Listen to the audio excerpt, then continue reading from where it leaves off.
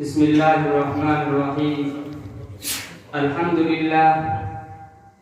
لله الذي أنزل الكتاب على عبده محمد النبي الأمي ولم يجعل له عوجا، وأصلي وأسلم على عبده ورسوله وعلى آله وأصحابه أجمعين، أما بعد، فقد قال الله تعالى في كلامه المبارك: إنه لقرآن كريم في كتاب مكنون لا يمسه إلا المطهرون، صدق الله العظيم.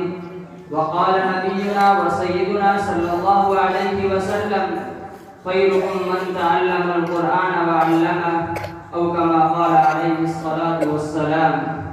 رئيس البرنامج وزملاء الكرام والمستمعون، قد تلوت أمامكم آية من القرآن الكريم الآن كما سمعتم، وهكذا قرأت حديث النبي المحترم صلى الله عليه وسلم الذي يظهر خصائص القرآن العظيمة ومرتبة من يشتغل بالقرآن تعلما وتعليما. إخواني في الدروس، إني أود أن أسعد بتبيين فضائل القرآن، وأحظى بأن أكون رطب اللسان بذكره الكريم.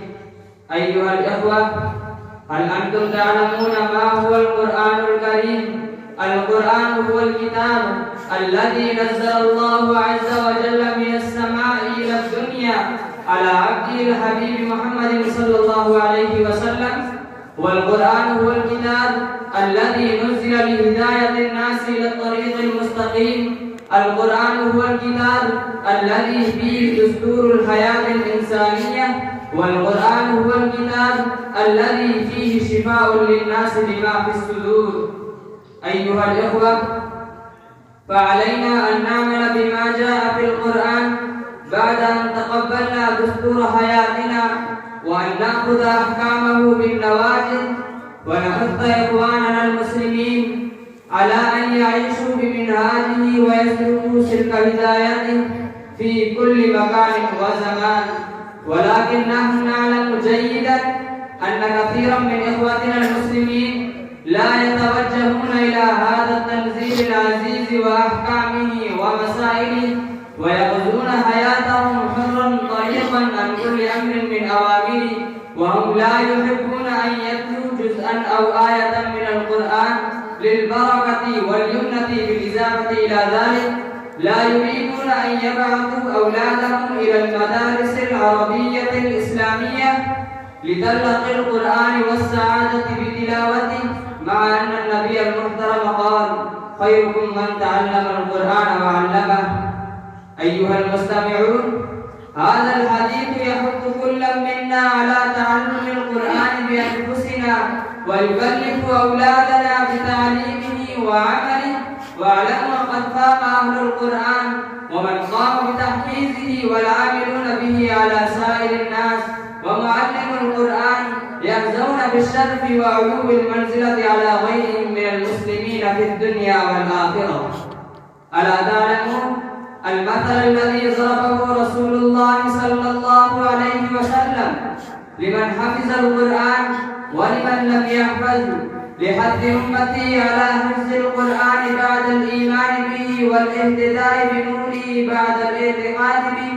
فيقول النبي المحترم: مثل المؤمن الذي يقرأ القرآن مثل الأترجة، ريحها طيب وطعمها طيب. ومثل المؤمن الذي لا يقرأ القرآن كمثل الثمرة التي لا ريح لها وطعمها حلو. ومثل المؤمن الذي يقرأ القرآن مثل الأترجة، ريحها طيب وطعمها مر. ومثل المؤمن الذي لا يقرأ القرآن كمثل الحنزلة، ليس لها ريح وطعمها مر.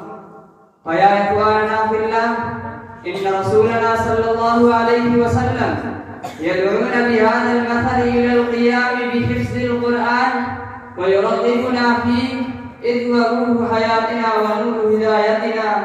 هذا هو القرآن المبارك الذي أعلن الله تبارك وتعالى صيانته، وقال في كلامه: إنا نحن نزلنا الذكر وإنا له لحافظون. أيها المستمعون، تعالوا إلى حفظ القرآن والعمل به هذه الكلمات. Thanks for watching. Don't forget to like, comment, share and subscribe to Al Wahid channel.